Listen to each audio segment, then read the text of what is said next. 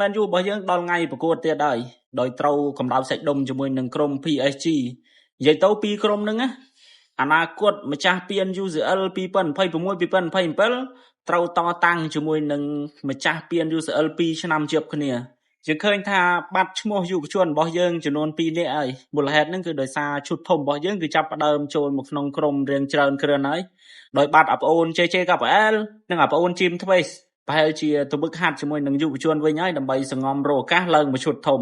ឈុតធំរបស់យើងគឺចាប់ផ្ដើមប្រមូលផ្ដុំគ្នាវិញហើយដោយខ្វះកីឡាករតែប៉ុន្មាននាក់ទេដូចជា Lisandro Martinez, Benjamin Sesko, Rashford ហើយនិង Sané Lamen អីហ្នឹងគឺអត់ទាន់បានមកវិញទេផ្លេចមួយទៀតផ្លេចអាប្អូនដែលថាចង់បដូរពីកីឡាករបាល់ទះទៅថត vlog វិញហើយខុនយ៉ា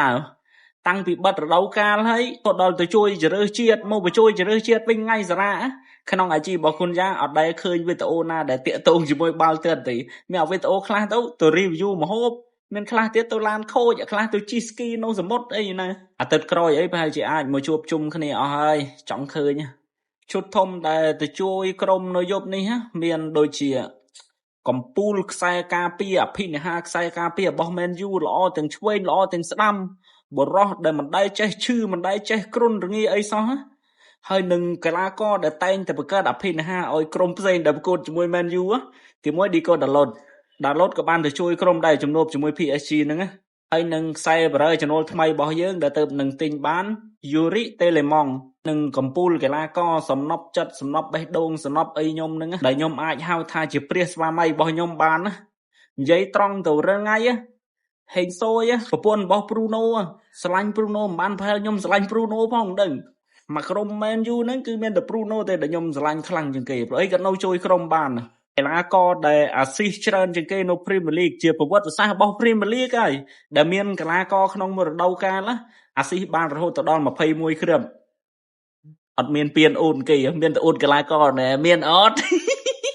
ខាង PSG ហ្នឹងគឺអត់ទាន់ឃើញមានជាផ្លូវការអីទេតែនៅក្នុង page ឃើញបង្ហោះរូបដូចជាក្មេងៗកំពុងវឹកហាត់អីហ្នឹងតែមានខ្សែបរើចំណូលថ្មីដែល PSG ទៅនឹងទិញបានប្រកាសកាលថ្ងៃទី6អាប្អូន Akli Yuse ទៅនឹងលេងឲ្យជ្រើសជាតិបារាំងចំនេះអញឥឡូវមកវឹកហាត់លឿនហើយនេះម្នាក់ទៀតហ្នឹងចៅនៅវិញកុំប្រាប់ថាស្ទៀវប៉ូទុយហ្គាល់ហ្នឹងមកជួបជុំគ្នានៅ PSG ហើយមានដូចជាចៅនៅវិញវេទញ្ញានូណូមេនដេសអីតាម៉ូហ្នឹងមិនយូររឿងធំមកយប់នេះបន្ទាប់ពីចាញ់ក្រុមលីកទី3របស់អេស្ប៉ាញមកគ្រូក៏និយាយថាអាប្រកួតហ្នឹងគេលេងទេតែជួប Man U យប់នេះបានគេដាក់របស់ពិតមិនពិតយើងចាំមើលយប់នេះទាំងអស់គ្នាថា Man U របស់យើងជួបរបស់ពិតមួយក៏ស៊ីលីកូនដូចមុនទៀតចាំជួបខ្ញុំក្រោយការប្រកួត